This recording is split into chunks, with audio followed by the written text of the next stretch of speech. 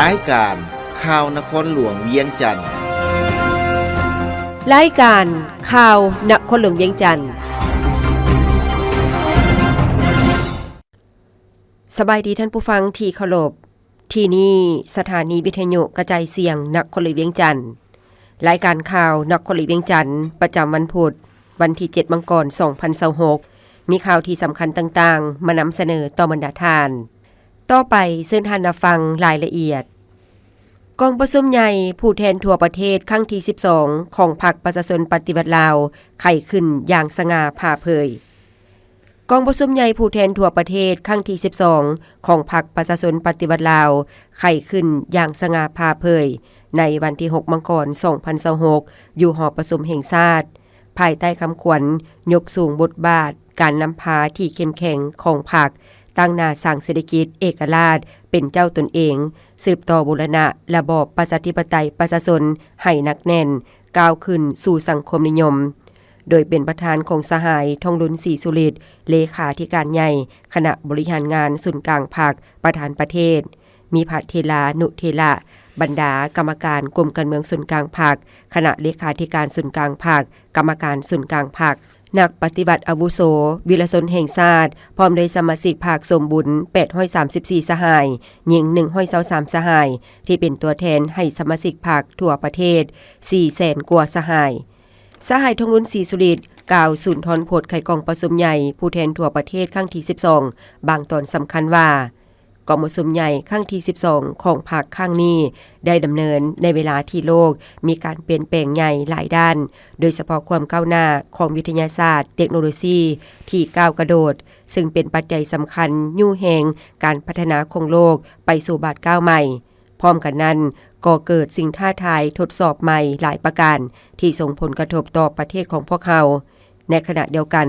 พรรคของพวกเขาก็ต้องได้แสวงหาเส้นทางการพัฒนาที่สอดคล้องกับจุดพิเศษของประเทศและปรับตัวให้ทันกับสภาพการเปลี่ยนแปลงใหม่ของยุคสมัยตลอดระยะ70ปีของการคงตัวและขยายตัวของพรรคประชาชนปฏิวัติลาวได้ข้อสรุปที่ยืนยันอย่างจะแจ้งว่าการนำพาของพรรคประชาชนปฏิวัติลาวเป็นปัจจัยพื้นฐานสำคัญกว่าหมู่ต่อผลสำเร็จของการปฏิบัติของประเทศเฮาและพรรคได้สืบต่อนำพาภารกิจปกปักรักษาและพัฒนาประเทศชาติสืบต่อมาและพรรคยังได้ต้องรับเอาภารกรรมอันใหญ่หลวงและสูงส่งเพื่อสร้างบัตรก้าวเดินสืบต่อไปตามเส้นทางก้าวขึ้นสู่สังคมนิยมตามอุดมการณ์ที่ได้เลือกเอาไว้อุดมการณ์อันบริสุทธิ์ผุดพองอย่างเสมอต้นเสมอปลายของพรรคประชาชนปฏิวัติลาวตลอด70ปีแม้นยามใดก็จงหักภักดีต่อผลประโยชน์อันเป็นพื้นฐานของประชาชนชาวผู้ออกเคียงงานลาวบรรดาเผ่าบ่มีผลประโยชน์อื่นใดนอกจากเฮ็ดทุกสิ่งทุกอย่างเพื่อความเป็นเอกราชและความเจริญรุ่งเรืองของประเทศชาติเพื่อความเป็นอิสรภาพความร่มเย็นเป็นสุขของประชาชนลาวทุกทั่วหน้านับแต่มือสร้างตั้งขึ้นพรรคประชาชนปฏิวัติลาวได้ยึดมั่นในสิ่งที่พรรคยืนยันมาแต่หัวทีว่าลักษณะของการปฏิบัติอยู่ประเทศเฮาแม่นการปฏิบัติชาติประชาธิปไตยภายใต้การนำพาของพรรคของชนชั้นกรรมกรและจุดประสงค์สุดท้ายบ่แม่นจุดอยู่ในการได้มาซึ่งเอกราชแห่งชาติและจุดประสงค์สุดท้ายบ่แม่นหยุดอยู่ในการได้มาซึ่งเอกราชแห่งชาติและความเป็นประชาธิปไตยแบบใหม่เท่านั้นหากยังต้องนำพาประเทศชาติก้าวขึ้นสู่สังคมนิยมจุดหมายดังกล่าวแม่นเส้นทางที่ต้องได้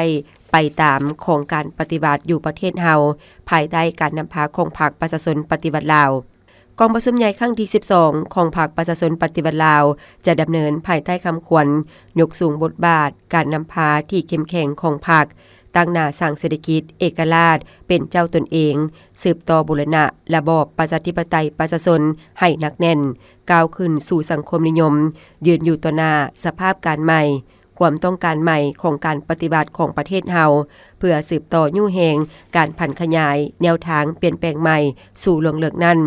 กองประชุมใหญ่ครั้งที่12ของพรรคจะได้พิจารณาและรับรองเอาโครงการการเมืองของพรรคฉบับที่3ซึ่งจะได้ยืนยันและกำหนดจุดหมายเส้นทางก้าวเดินของประเทศชาติฮอดปี 2055 เพื่อสืบต่อบูรณะระบอบประชาธิปไตยประชาชนให้หนักแน่นก้าวขึ้นสู่จุดหมายปลายทางของการปฏิบัติพร้อมนั้นยังจะได้พร้อมกันพิจารณาและหับฮ้องเอาห่างรายงานการเมืองและห่างแผนพัฒนาเศรษฐกิจสังคมแห่งชาติ5ปีครั้งที่10ซึ่งนอกจากการติราคาผลการจะตั้งปฏิบัติมติกองประชุมใหญ่ผู้แทนทั่วประเทศครั้งที่11ของพรรคและแผนพัฒนาฉบับที่9แล้วยังจะได้วางแนวทางแผนนโยบายวิสัยทัศน์ฮอดปี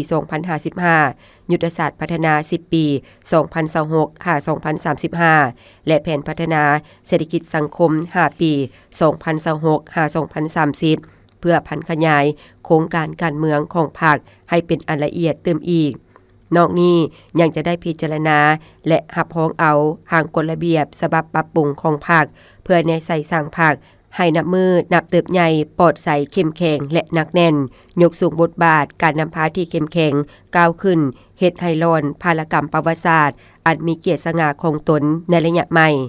หน้าที่สำคัญอันหนึ่งอีกของกองประชุมใหญ่ครั้งนี้จะได้ดำเนินการเลือกตั้งคณะบริหารงานส่วนกลางพรรคสมัยที่12ที่แสดงออกถึงความสามัคคีเป็นจิตหนึ่งใจเดียวของทั่วพรรคหาประกันสรรเสริญสืบทอดเปลี่ยนแทนและเฮ็ดให้ทันแถวการนำขันยุทธศาสตร์ของศูนย์กลางพรรคนับมือนุ่มแน่นเต็มไปด้วยสติปัญญาความสัตย์ซื่อบริสุทธิ์ผุดพองและจงรักภักดีต่ออุดมการณ์ของพรรคก็คือเส้นทางก้าวเดินของประเทศชาติสามารถแบกหาบภาระหน้าที่อันหนักหน่วงที่พรรคและประชาชนมอบหมายให้5 ปีผ่านมาสามารถปกปักรักษาอำนาจอธิปไตยและพื้นแผ่นดินอันครบถ้วนของชาติไว้อย่างมั่นคงในเวลากองประชุมใหญ่ผู้แทนทั่วประเทศครั้งที่12ของพรรคประชาชนปฏิวัติลาววันที่6 มกราคม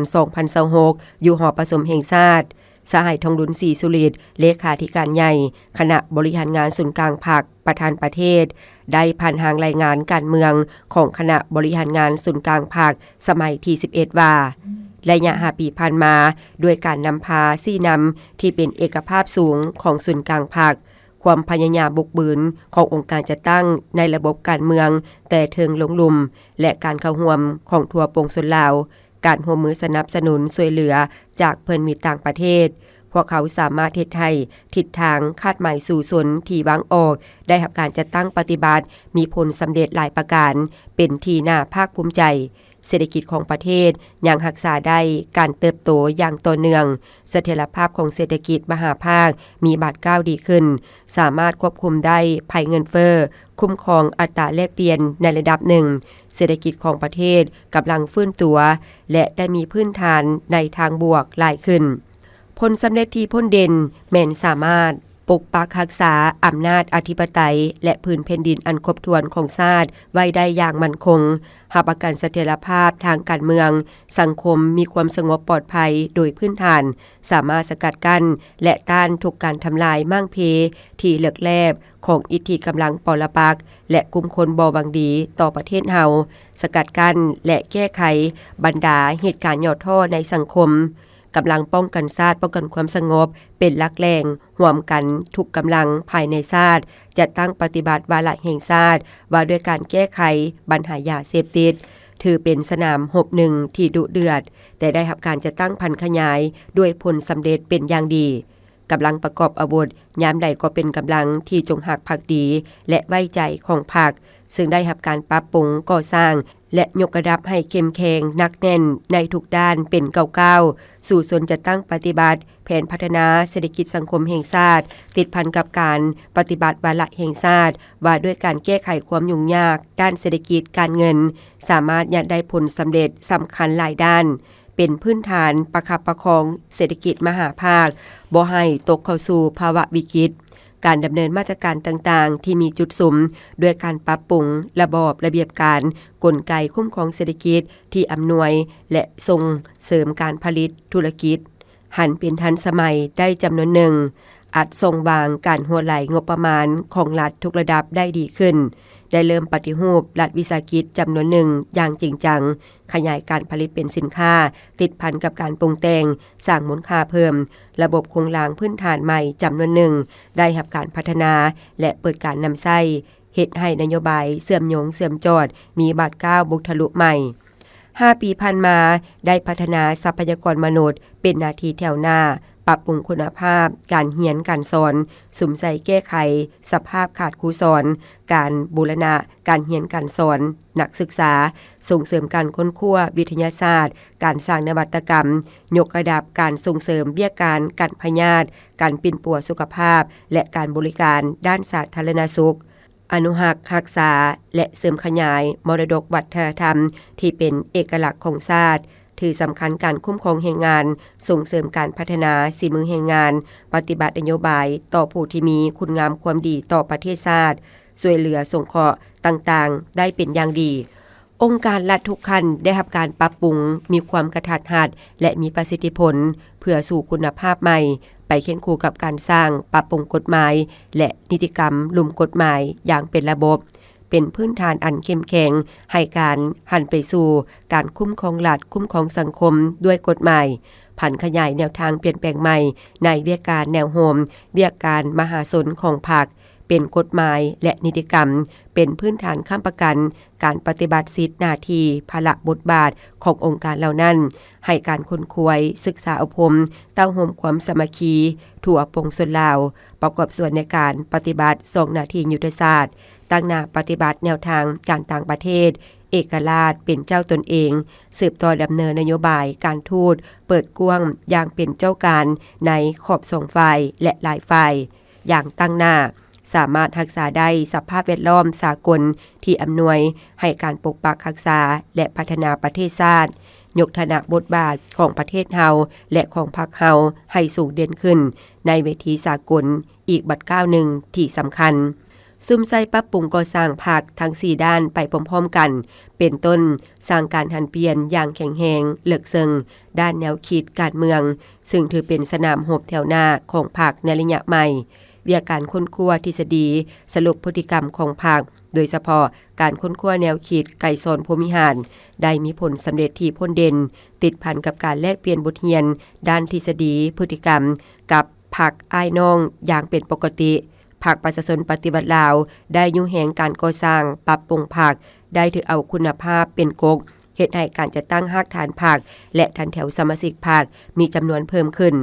อันพ้นเด่นได้เปิดบ้านดำเนินชีวิตการเมืองกลางสมัยและท้ายสมัยในทั่วภาคโดยถือมาตรการดังกล่าวถือเป็นการปัวแปลงภายในภาคเพื่อสืบต่อยุ่งแหงการก่อสร้างปรับปรุงภาคให้ปลอดภัยเข้มแข็งหนักแน่นยิ่งขึ้นติดพันกับการติดตามกวดกาและแก้ไขสภาพแนวโทษต่างๆภายในภาคอย่างเข้มงวดทุกองค์คณะภาคได้สำเร็จการขึ้นแผนกำหนดพนักงานขั้นศูนย์กลางคุ้มครองและขั้นตนคุ้มครองกลายเป็นบนอิงพื้นฐานในการค้นคว้าซับซ้อนจัดวางและบำรุงก่อสร้างพนักงานนำพาคุ้มครองแต่ละขั้นปรับปรุงระบบการคุ้มครองป้องกันพนักงานการปฏิบัตินโยบายต่อพนักงานอยู่แต่ละขั้นอย่างเหมาะสมรัฐบาลสุ่มใส่ปฏิบัติมาตรการต่างๆฟื้นฟูเศรษฐกิจในระยะ5 ปีผ่านมาในระยะ5 ปีผ่านมารัฐบาลได้สุ่มใส่จัดตั้งปฏิบัติมาตรการต่างๆเพื่อฟื้นฟูและส่งเสริมการขยายตัวของเศรษฐกิจอย่างต่อเนื่องโดยสุ่มใส่การสุกยู่การผลิตและการบริการเป็นหลักมาตรการสำคัญประกอบมีการเปิดประเทศขึ้นใหม่ภายหลังการระบาดของพยาธิโควิด -19 การส่งเสริมการผลิตเพื่อทดแทนการนำเข้าและเพื่อการส่งออกการปล่อยสินเชื่อเพื่อฟื้นฟูเศรษฐกิจการปฏิบัติโครงการทดลองแห่ธาตุการส่งเสริมการท่องเที่ยวและการปรับปรุงการบริการขนส่งทางภายในและต่างประเทศสหายโซนไซสีพันดอนกรรมการกรมการเมืองส่วนกลางภาคนายกรัฐมนตรีได้รายงานในกองประชุมใหญ่ผู้แทนทั่วประเทศครั้งที่12ของภาคในวันที่6 มกราคม 2026ว่าผ่านการจัดตั้งปฏิบัติแผนพัฒนาเศรษฐกิจสังคมระยะ5 ปีเศรษฐกิจของประเทศสามารถขยายตัวเฉลี่ย 4.24% ต่อปีซึ่งบรรลุเป้าหมายที่วางไว้ 4% ขึ้นไปGDP ต่อหัวคนบรรลุ $2,138 คะแนนกสิกรรมอุตสาหกรรมและการบริการล้วนมีการขยายตัวในระดับดีการผลิตกสิกรรมสามารถตอบสนองความต้องการภายในได้โดยพื้นฐานและมีการส่งออกผลิตภัณฑ์กสิกรรมและป่าไม้มูลค่ารวม $7.8 ล้าน แขนงพลังงานไฟฟ้าและแห่ทานมีการขยายตัวสูงเกินแผนการที่กำหนดไว้ด้านการค้ากับต่างประเทศมีมูลค่าการค้ารวม 84.4 ตื้อดอลลาร์สหรัฐและเกินดุลการค้า 8.4 ตื้อดอลลาร์สหรัฐขณะที่การลงทุนทั้งหมดสามารถระดมได้ 387,372 ตื้อกีบสูงกว่าแผนการอย่างล่วงหลายผลสำเร็จดังกล่าวเป็นพื้นฐานสำคัญในการสืบต่อผลักดันการพัฒนาเศรษฐกิจสังคมให้มีความมั่นคงและยืนยงในระยะต่อหน้ามอบเงินสุกยูกองประสมใหญ่ครั้งที่ 12 ของพรรค2ภาคส่วนสืบต่อมอบเงินให้รัฐบาลมูลค่า 2.2 ตื้อกีบกลุ่มบริษัทลาวโทรคมนาคมมหาชน 1.2 ตื้อกีบและธนาคารส่งเสริมกสิกรรมจำกัด 1 ตื้อกีบเพื่อสุกยูการดำเนินกองประชุมใหญ่ผู้แทนทั่วประเทศครั้งที่ 12 ของพรรคประชาชนปฏิบัติลาวที่จัดขึ้นวันที่ 6-8 มังกร 2026 อยู่นครหลวงเวียงจันทน์พิธีมอบรับเงินดังกล่าวจัดขึ้นวันที่ 5 มังกร 2026 ที่ผ่านมาอยู่สำนักงานนายกรัฐมนตรีซึ่งมอบโดยทานสุพลจันทวีไสยผู้อำนวยการใหญ่กรมบริษัทลาวโทรคมนาคมมหาชนและทานพิรวันสภาพมีไสยผู้อำนวยการธนาคารส่งเสริมกสิกรรมจำกัดและรับโดยทานเฉลิมไสยกรมศิษย์รองนายกรัฐมนตรีหัวหน้าอนุกรรมการงบประมาณและบริหารมีทานรองรัฐมนตรีรองหัวหน้าห้องว่าการสำนักงานนายกรัฐมนตรีรองรัฐมนตรีกระทรวงการเงินผู้ตั้งหน้าห้องว่าการส่วนกลางภาคและภาคส่วนเกี่ยวข้องเข้าร่วมโอกาสนี้ทานรองนายกรัฐมนตรีหัวหน้าอนุกรรมการงบประมาณและบริหารก็ได้ตั้งหน้าให้รัฐบาลและอนุกรรมการงบประมาณและบริหารแสดงความขอบใจและสมเสยต่อภาคส่วนที่ได้นำเงินมามอบในครั้งนี้ซึ่งเป็นการประกอบส่วนสำคัญในการดำเนินกองประชุมใหญ่ผู้แทนทั่วประเทศครั้งที่ 12 ของพรรคให้มีความลงเรียนและได้รับผลสำเร็จตามคาดหมายที่วางไว้พร้อมทั้งยืนยันว่าจะนำเอาเงินที่ได้รับในครั้งนี้นำไปใช้ให้สอดคล้องกับจุดประสงค์เป้าหมายและให้เกิดผลประโยชน์สูงสุดกองประชุมใหญ่ผู้แทนทั่วประเทศครั้งที่ 12 ของพรรคมือทำอิฐได้รับพ้องเอาหลายปัญหาที่สำคัญสหายคำพันธ์เผยยวงศ์คณะเลขาธิการศูนย์กลางภาคหัวหน้าคณะโฆษณาพรมศูนย์กลางภาคประธานสภาทฤษฎีศูนย์กลางภาคได้แจ้งผลการดำเนินกองประชุมใหญ่ผู้แทนทั่วประเทศครั้งที่ 12 ของพรรคประชาชนปฏิบัติลาวในวันที่ 6 มังกร 2026 ด้วยบรรยากาศคึกคืนตื่นเต้นและภาคภูมิใจซึ่งแม้นเหตุการณ์ประวัติศาสตร์ทางด้านการเมืองสังคมอันสำคัญยิ่งของสาธารณรัฐประชาธิปไตยประชาชนลาวและได้ดำเนินอย่างถูกต้องตามกฎระเบียบของพรรคภายใต้บรรยากาศสร้างสรรค์เอาการเอางานมีความรับผิดชอบสูงในกองประชุมได้รับพ้องเอาหลายเอกสารสำคัญของพรรคคือผู้แทนกองประชุมใหญ่และแขกเข้าร่วมกองประชุมได้รับฟังสุนทรพจน์ไขกองประชุมใหญ่ของสหายทองลุ้นศรีสุฤทธิ์เลขาธิการใหญ่ประธานประเทศแห่งสาธารณรัฐประชาธิปไตยประชาชนลาวด้วยเนื้อในที่ลึกซึ้งครบถ้วนได้รับฟังการรายงานเกี่ยวกับโครงการการเมืองฉบับที่ 3 ของพรรคและรับฟังการรายงานการเมืองของคณะบริหารงานศูนย์กลางภาคสมัยที่ 11 ของพรรครับฟังแผนพัฒนาเศรษฐกิจสังคมแห่งชาติ5 ปีครั้งที่ 10 2026-2030 และรับฟังห่างกฎระเบียบพรรคฉบับปรับปรุงสมัยที่ 12 ของพรรคพร้อมกันนี้ยังได้รับฟังการประกอบคำเห็นของต่างหน้ากระทรวงองค์การทั้งส่วนกลางและท้องถิ่นจำนวน 10 คำเห็นพร้อมทางรับพ้องเอาบรรดาเอกสารต่างๆอย่างเป็นเอกสารเป็นต้นห่างโครงการการเมืองฉบับที่ 3 ห่างรายงานการเมืองสมัยที่ 11 ห่างแผนพัฒนาเศรษฐกิจสังคมครั้งที่ 10 และห่างกฎระเบียบฉบับปรับปรุงของพรรคประชาชนปฏิบัติลาวซึ่งสหายคำพันธ์เผยยวงศ์คณะเลขาธิการศูนย์กลางพรรคหัวหน้าคณะโฆษณาพรมศูนย์กลางพรรคประธานสภาทฤษฎีศูนย์กลางพรรคได้กล่าวบางตอนว่าที่สำคัญยิ่งของสาธารณรัฐประชาธิปไตยประชาชนลาวและก็ได้ดำเนินอย่างถูกต้องตามกฎระเบียบของพรรคภายใต้การอย่างการที่สร้างสรรค์และเอาการเอางานมีความรับผิดชอบสูงการดำเนินกองประชุมใหญ่ในมือทมิตนี้แม้นได้ครับห้องเอารายเอกสารที่สำคัญของพรรคคือผู้แทนกองประชุมใหญ่และก็แขกเข้าร่วมกองประชุม ได้รับฟังสู่ตอนพบไข่กองสุมใหญ่ของชายเลขาธิการใหญ่ประธานประเทศของรุ่นศรีสุฤทธิ์ด้วยเนื้อในที่ลึกซึ้งครบถ้วนคือได้รับฟังเกี่ยวกับโครงการการเมืองฉบับที่3ของพรรคได้รับฟังการรายงานการเมืองคณะทำงานสุการพรรคสมัย11ของพรรคก็ได้รับฟังแผนพัฒนาชีวิตสังคม5ปีครั้งที่10ระยะ 2026-2030 และก็ได้รับฟังการรายงานห้างกฎระเบียบฉบับปรับปรุงสมัยที่12ของพรรคพอเดียวกันนั้นก็ได้รับฟังการประกอบกิจกรรมเห็นของพรรคของบรรดากระทรวงองค์การและท้องถิ่นจำนวน10ภาคส่วนและก็สุดท้ายกองสุมได้รับห้องเอาบรรดาเอกสารต่างๆอย่างเป็นเอกสารกันเป็นต้นแม่นห้างโครงการการเมืองฉบับที่3และห้างรายงานการเมืองกองสุมใหญ่ครั้งที่12ของพรรคห้างแผนพัฒนาชีวิตสังคมครั้งที่10และก็ห้างกฎระเบียบฉบับปรับปรุงของพรรคประชาชนประเทศลาวสรุปแล้วกองสุมครั้งที่12ของพรรคในมือธมิตรแม่นดำเนินไปด้วยบรรยากาศที่ดีและก็มีความรับผิดชอบสูงมีเนื้อในสมบูรณ์และก็รับประกันด้านกฎระเบียบของพรรคประชาชนประเทศลาวได้กำหนดไว้ร่วมใจกันเต้าโฮมความสามัคคีเฮ็ดให้กองประชุมใหญ่ปรากฏผลเป็นจริงกองประชุมใหญ่ผู้แทนทั่วประเทศครั้งที่12ของพรรคประชาชนปฏิวัติลาวเป็นกองประชุมที่มีความหมายสำคัญเป็นเหตุการณ์การเมืองสำคัญของพรรคประชาชนปฏิวัติลาวซึ่งได้เต้าโฮมบรรดาตัวแทนของสมาชิกพรรคจากแขวงต่างๆในขอบเขตเข้าร่วมกองประชุมดังกล่าวในโอกาสการร่วมกองประชุมครั้งนี้สหายคำมรจันทจิตกรรมการคณะพรรครองหัวหน้าคณะโฆษณาพรมศูนย์กลางพรรครองประธานผู้ประจำการสภาทฤษฎีศูนย์กลางพรรคได้ให้สัมภาษณ์ต่อทีมข่าวของพวกเขาในวันที่6 มังกรนี้ว่าข้าพเจ้ามีความรู้สึกเป็นเกียรติและภาคภูมิใจ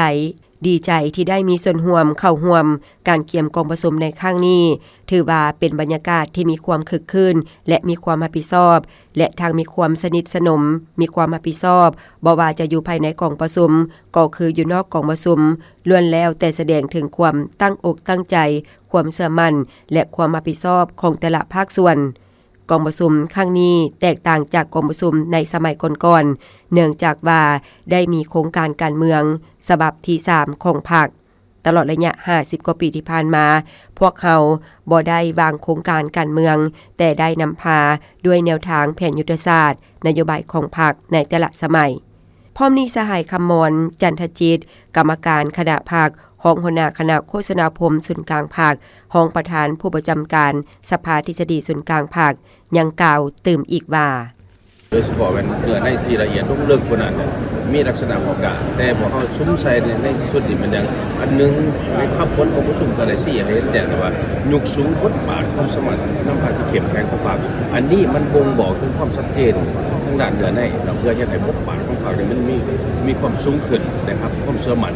แต่เป็นแกนกลางในระบบการเมืองอย่างแท้จริงนะครับกับความเชื่อมั่นแถวประชาชนแล้วอันที่2มาเนี่ยเพื่ออันที่2เนี่ยบอกเขาเน้นใส่ว่ายุ่งแห้งธุรกิจเปลี่ยนแปลงใหม่โดยเฉพาะสร้างการหันเปลี่ยนอย่างแข็งๆยกสูงของเราอันที่3เป็นทางเศรษฐกิจเอกลักษณ์จากประเทศแล้วก็อันที่4มานี่ของเขามุ่งหวังเป็นอยากสร้างพัฒนาทรัพยากรมนุษย์โดยเฉพาะในเงินไขวิสานเทคโนโลยีนำมือกับการใช้ตัวซึ่งประกอบของพันนี้ได้อย่างด้วยเหตุนั้นการหันเป็นทันสมัยการหันเป็นดิจิตอลการหันเป็นไปสู่น้ำใสเครื่องการความทันสมัยของวิทยาศาสตร์เทคโนโลยีนี้อันนี้เป็นเป้าหมายสำคัญในยุคสมัยปัจจุบันที่รู้สึกว่าด้วยเหตุนั้นเพื่อบรรลุได้จิตใจของผู้สมเด็จที่2ที่ตั้งไว้นี้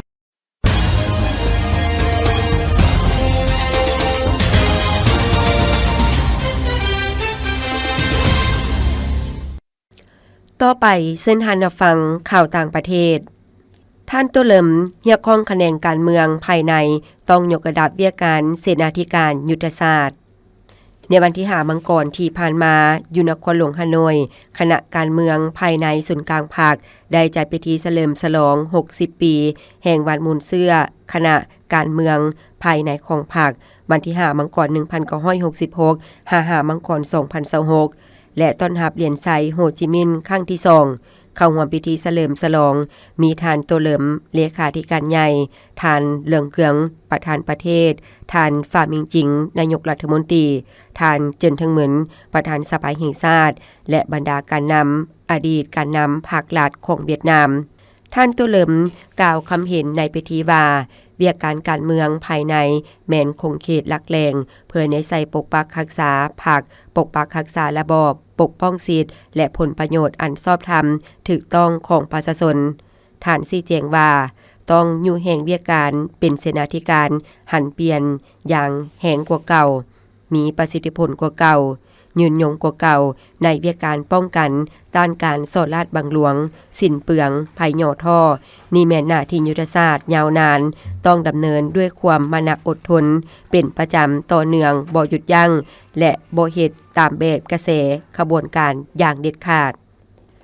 ท่านสีจิ้นผิงพบปะกับนายกรัฐมนตรีเอียกลังวันที่5มังกรที่ผ่านมาอยู่หอสภาประชาชนแห่งชาตินครหลวงปักกิ่งท่านสีจิ้นผิงประธานประเทศจีนได้ต้อนรับการเข้าเยี่ยมคำนามของท่านมิเชลมาร์ตินนายกรัฐมนตรีเอียกลังที่มาเยี่ยมยามจีนอย่างเป็นทางการท่านสีจิ้นผิงชี้ให้เห็นว่า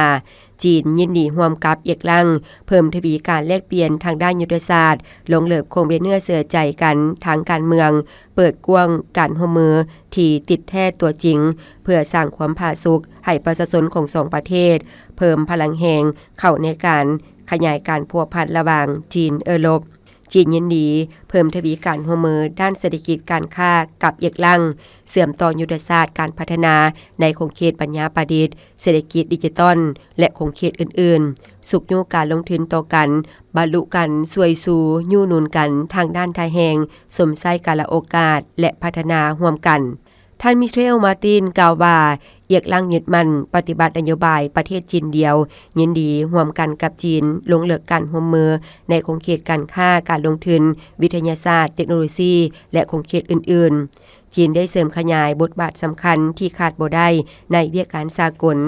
การแก้ไขความขัดแย้งสากลใดๆล้วนแต่ควรเคารพและปฏิบัติตามกฎหมายสากลเอียกลังยินดีรักษาการติดต่อพัวพันและการประสานงานอย่างหนักแน่นกับจีนเพื่อปกปักรักษากฎหมายสากลข่าวพยากรณ์อากาศประจำวันที่7มังกร2026มวลอากาศหนาวเย็นที่ประเทศจีนได้มีกำลังแรงเพิ่มขึ้นแผ่ลงมาปกคลุมอยู่ทั่วทุกภาคของประเทศลาวด้วยกำลังแรงสมทบกับกระแสลมตะวันออกเฉียงเหนือพัดปกคลุมจะเฮ็ดให้มีกำลังปานกลางพัดปกคลุมซึ่งจะเฮ็ดให้อากาศเย็นหาหนาวเย็นลงตึมอีกอยู่แต่ละภาคและอากาศจะหนาวเย็นหลายอยู่แขวงภาคเหนือแขวงไซสมบุญและเขตภูเพียงบริเวณพอมีหมอกหนาปกคลุมอยู่ทั่วไปในตอนเช้าและจะมีฝนตกในระดับค่อยพร้อมจะมีลมพัดแรงอยู่บางท้องถิ่นพยากรณ์อากาศแต่เวลา 7 โมงของวันที่ 7 มังกรหาเวลา 7 โมงของวันที่ 8 มังกร2026ภาคเหนือด้านตะวันออกอากาศหนาวเย็นหาหนาวเย็นหลายพอมีหมอกหนาปกคลุมอยู่ทั่วไปในตอนเช้าและจะมีฝนตกในระดับค่อยอยู่บางท้องถิ่นพอมีลมพัดแรงเป็นบางโอกาสหรือเนื้อที่การปกคลุมของฝนเท่ากับ15ส่วนห้อยอุณหภูมิในระหว่าง 6-20 องศาภาคเหนือด้านตะวันตกอากาศหนาวเย็นพอมีหมอกหนาปกคลุมในตอนเช้าและจะมีลมพัดแรงเป็นบางโอกาสอุณหภูมิในระหว่าง 10-28 องศานครหลวงเวียงจันทน์อากาศเย็นพอมีหมอกบางปกคลุมอยู่ทั่วไปและจะมีลมพัดแรงอยู่บางบริเวณอุณหภูมิในระหว่าง 17-28 องศาภาคกลางอากาศเย็นหาหนาวเย็นในตอนกลางคืนหาตอนเช้าพอมีหมอกบางปกคลุมอยู่ทั่วไปและมีลมพัดแรงอยู่เกือบทั่วไปอุณหภูมิในระหว่าง 11-29 องศาแขวงไซสมบุญอากาศหนาวเย็นหาหนาวเย็นหลายพอมีหมอกหนาปกคลุมอยู่ทั่วไปในตอนเช้าและจะมีลมพัดแรงอยู่บางบริเวณอุณหภูมิในระหว่าง 9-25 องศาภาคใต้อากาศเย็นหาหนาวเย็นในตอนกลางคืนหาตอนเช้าพอมีหมอกบางปกคลุมอยู่ทั่วไปและจะมีลมพัดแรงอยู่บางท้องถิ่นอุณหภูมิในระหว่าง 14-31 องศาท่านผู้ฟังที่เคารพรายการข่าวนครหลวงเวียงจันทน์สำหรับภาคนี้ได้เสียงสุดลงเพียงเท่านี้ เพชรสมรดวงวิไลอ่าน สบายดี